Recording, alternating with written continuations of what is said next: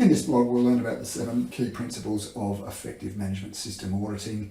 Knowledge of these principles will help make sure you deliver an audit program that meets the needs of internal and external stakeholders and produces reliable, valid audit findings. So number 1, integrity, absolutely fundamental to our audit process and our wider audit program. It's really saying that we approach all stages of any audit we do honestly, professionally, ethically, free from any bias or conflict of interest. One thing we will start to realise when you get involved in audits is that there's a range of stakeholders around the audit process, internally, management, the auditors, even externally, regulators or insurers would expect that we have taken an approach with integrity and our audit findings are valid and factual, can be supported. Number 2, fair presentation really means that we report based on the objective evidence and the facts that we've seen during the audit. We don't put any of our own opinion or bias in there. We'll let the evidence we cite on the day dictate what our findings are. That obligation we do have as an auditor to report fairly and accurately, okay, and based on the evidence.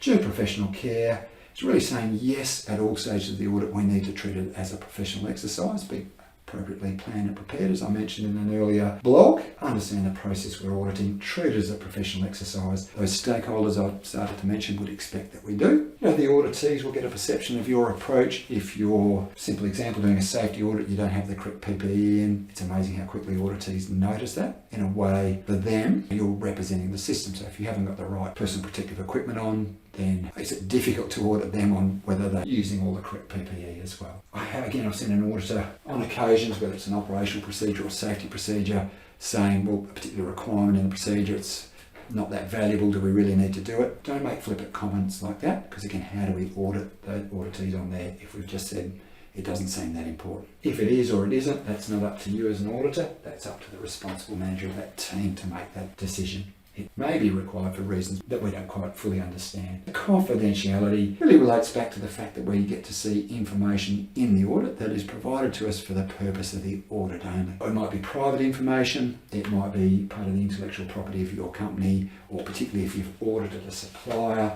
who's very competitive with other suppliers you might interact with. Auditors are very concerned about how you treat information. If they feel that perhaps you're not treating it confidentially enough, they might be quite circumspect and careful about what they say. I have seen a situation where an auditor starts an audit with a supplier by saying, oh, your competitor's up the road, they're doing X, Y, and Z. Isn't that great? Well, if I was that supplier, I'd be thinking, I'm going to keep my mouth shut because this person is obviously not respecting the confidentiality of the audit.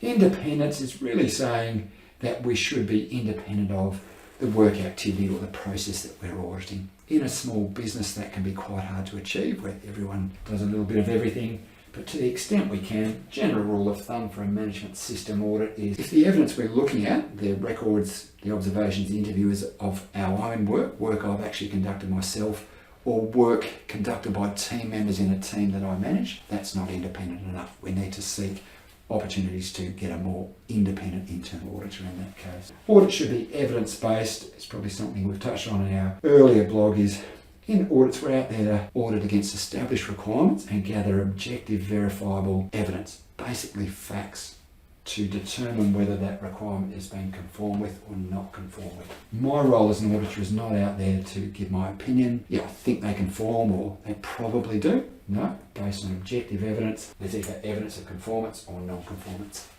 Okay, but it has to be factual.